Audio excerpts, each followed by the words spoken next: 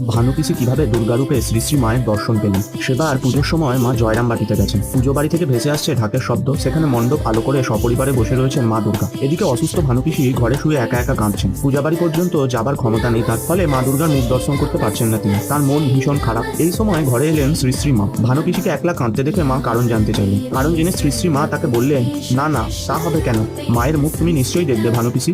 ভানুপিসির শরীরে ক্ষমতা নেই উঠে দুর্গামণ্ডপ অব্দি যাবার, তাই তিনি মাকে বললেন, আমাকে সান্ত্বনা দিচ্ছিস সারু, আমি কি তাই পারি ভানুপিসি? বলেই উঠে পড়লেন শ্রীমা। তারপর পিছন ফিরে হেঁটে গিয়ে দরজার কাছে দাঁড়ালেন। ভানুপিসি অবাক হয়ে দেখলেন দশভুজা সালঙ্করা মা দুর্গা সিংহের পিঠে বসে রয়েছেন। তারপর আবার দেখলেন শ্রীমা আরো এগিয়ে যাচ্ছেন।